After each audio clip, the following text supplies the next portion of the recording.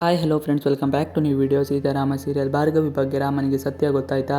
Charan D ಎಲ್ಲ ಸತ್ಯವನ್ನು ಹೇಳಿಬಿಟ್ನ. ಸೀತಾರಾಮ ಧಾರಾವಾಹಿ ಈಗ ಪ್ರತಿಯೊಂದು ದೇಸಾಯಿ ಕಂಪನಿಯ ಒಡೆಯ ಅಶೋಕ್ ಅಲ್ಲ, ತಮ್ಮ ಜೊತೆಗೆ ಕೆಲಸ ಮಾಡುತ್ತಿದ್ದ ರಾಮ್ ಎಂಬ ಸತ್ಯ ಗೊತ್ತಾಗಿದೆ.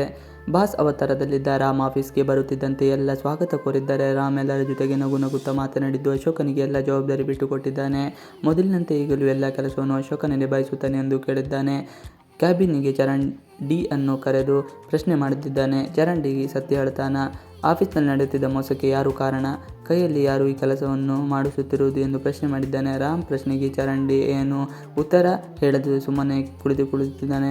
ಸತ್ಯ ಬಾಯಿ ಬಿಡದಿದ್ದರೆ ಕೆಲಸದಿಂದ ಕಿತ್ತೆಸೆಯುವುದಾಗಿ ಹೇಳಿರುತ್ತಾನೆ. ಟರ್ಮಿನೇಟ್ ಆಗುತ್ತೆ ಎಂಬ ಭಯದಲ್ಲಿ ಚರಣ್ ಇದ್ದಾನೆ. ಈಗ ಭಾರ್ಗವಿ ಹೆಸರನ್ನು ಹೇಗೆ ಹೇಳುವುದು ಎಂದು ಅರ್ಥವಾಗದೆ ಗೊಂದಲದಿದ್ದಾನೆ. ಗೊಂದಲದಲ್ಲಿ ಚರಣ್ ಸತ್ಯ ಹೇಳದೆ ಹೋದರೆ ಕೆಲಸ ಹೋಗುತ್ತೆ ಎಂಬ ಸತ್ಯ. ಭಾರ್ಗವಿ ಮೇಡಮ್ ಏನು ಮಾಡುತ್ತಾರೋ ಎಂಬ ಗೊಂದಲದಲ್ಲಿ ಇದ್ದೇನೆ. ಇನ್ನೇನು ಹೆಸರು ಹೇಳಬೇಕು ಎಂದು ಬಾಯಿ ತೆರೆದ ವೇಳೆಗೆ ಸರಿಯಾಗಿ ರಾಮ್ ಫೋನ್ ಕಾಲ್ ಬರುತ್ತದೆ.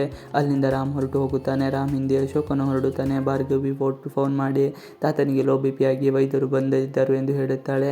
ಸೀತಾಳನ್ನು ಮಾತನಾಡಿಸುತ್ತಾನ ರಾಮ್ ಗಾಬರಿಯಾಗಿ ಮನೆಗೆ ಹೋಗುತ್ತಾನೆ. ಭಾರ್ಗವಿ ಗಾಬರಿಯ ಧ್ವನಿಯಲ್ಲೇ ನಡೆದ ಘಟನೆಯನ್ನು ರಾಮ್ಗೆ ತಿಳಿಸುತ್ತಾಳೆ. ರಾಮ್ ಮತ್ತು ಅಶೋಕ ಇಬ್ಬರು ಕೂಡ ತಾತನ ನೋಡಲು ಹೋಗುತ್ತಾರೆ. ಅಶೋಕನಿಗೆ ಈ ಸತ್ಯ ಫೋನ್ ಬೇಕಂತಲೇ ಭಾರ್ಗವಿ ಮಾಡಿಸಿದ್ದು ಎಂಬ ಸತ್ಯ ಗೊತ್ತಿರುತ್ತದೆ. ಇನ್ನು ಭಾರ್ಗವಿ ಚರಣ್ ಕರೆ ಮಾಡಿ ಏನು ನಡೆಯಿತು ಎಂದು ವಿಚಾರಿಸುತ್ತಾಳೆ. ಇನ್ನು ಸೂರಿ ತಾತ ರಾಮ್ಗೆ ಸೀತಾ ಬೈಲಿ ಮಾತನಾಡಿ ಸಮಸ್ಯೆ ಬಗ್ಗೆ ಹರಿಸಿಕೊಂಡು ನಾನು ನಿನ್ನ ಮದುವೆ ನೋಡಬೇಕು ಎನ್ನುತ್ತಾನೆ. ಆದರೆ ಸಿಹಿ ನಡೆಸಿಕೊಡುವ ರೀತಿ ನೋಡಿದರೆ ನನ್ನನ್ನು ಒಪ್ಪಿಕೊಡುವುದಿಲ್ಲ ಅನಿಸುತ್ತದೆ ಎಂದು ಅಶೋಕನ ಬಳಿ ರಾಮ್ ಹೇಳುತ್ತಿರುತ್ತಾನೆ.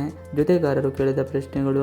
ಇನ್ನು ಸೀತಾಳನ್ನು ಆಫೀಸ್ನಲ್ಲಿ ಸಹ ಸಿಬ್ಬಂದಿ ಮಾತನಾಡಿಸುತ್ತಾರೆ. ರಾಮ್ ಬಗ್ಗೆ ಸಾಕಷ್ಟು ಪ್ರಶ್ನೆಗಳು ಮಾಡುತ್ತಾರೆ. ಇದೆಲ್ಲವೂ ಸೀತಾಳಿಗೆ ಇರಿಟೇಟ್ ಆಗುವಂತೆ ಮಾಡುತ್ತದೆ. ಕೊನೆಗೆ ಸೀತಾ, ನಿಮಗೆ ತಿಳಿದ ಹಾಗೆ ನನಗೂ TV ನೋಡಿದ ಮೇಲೆ ರಾಮ್ ಸರ್ ಬಗ್ಗೆ ಗೊತ್ತಾಗಿದ್ದು, ಹಾಗೆ ಬಿಟ್ಟು ಬೇರೇನೂ ಇಲ್ಲ ಎನ್ನುತ್ತಾಳೆ. ಆದರೆ ಬೇರೆಯವರ ತಲೆಯಲ್ಲಿ ಸೀತಾಳಿಗೆ ಎಲ್ಲವೂ ಮೊದಲೇ ಗೊತ್ತಿತ್ತು ಎಂಬ ಭಾವನೆ ಇದೆ.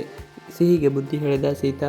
ಎಲ್ಲರ ಪ್ರಶ್ನೆಗಳಿಗೆ ಬೇಸರಗೊಂಡ ಸೀತಾ ಚರಣ್ ಕ್ಯಾಬಿನಿಗೆ ಹೋಗುತ್ತಾಳೆ. ಸ್ವಲ್ಪ ಕೆಲಸವಿದೆ, ಮನೆಗೆ ಹೋಗಬೇಕು ಎಂದು ಕೇಳುತ್ತಾಳೆ. ಚರಣ್ ಸೀತಾಳನ್ನು ಮೇಡಮ್ ಎಂದು ಗೌರವ ಕೊಟ್ಟು ಮಾತನಾಡಿಸುತ್ತಾರೆ. ರಾಮ್ ಫ್ರೆಂಡ್ ಸೀತಾ ಎಂಬ ಕಾರಣಕ್ಕೆ ಏನು ಮಾತನಾಡದೆ ಸುಮ್ಮನೆ ರಜೆ ತೆಗೆದುಕೊಳ್ಳಲು ಪರ್ಮಿಷನ್ ಕೊಡುತ್ತಾನೆ. ಸೀತಾ ಚರಣ್ ಮಾತನಾಡಿಸಿದ ರೀತಿ ಮುಜುಗರ ಉಂಟು ಮಾಡುತ್ತದೆ. ಇನ್ನು ಸಿಹಿ ಸೀತಾಳನ್ನು ಫ್ರೆಂಡ್ ಬಗ್ಗೆ ವಿಚಾರಿಸುತ್ತಾಳೆ. ಆಗ ಸೀತಾ, ಇನ್ಮುಂದೆ ಅವರು ಬರೋದಿಲ್ಲ, ನಿನ್ನ ಫ್ರೆಂಡ್ ಇಲ್ಲದೆ ಬದುಕುವುದನ್ನು ಅಭ್ಯಾಸ ಮಾಡಿಕೊಳ್ಳುವುದು ನಿನಗೆ ಒಳ್ಳೆಯದು ಎಂದು ಬುದ್ಧಿ ಹೇಳುತ್ತಾಳೆ. ಇವಿಷ್ಟು ಇವತ್ತಿನ ವಿಡಿಯೋ ಇಷ್ಟ ಆದರೆ ಪ್ಲೀಸ್ ಲೈಕ್ and ಸಬ್ಸ್ಕ್ರೈಬ್ ಮಾಡಿ. Thanks for watching video.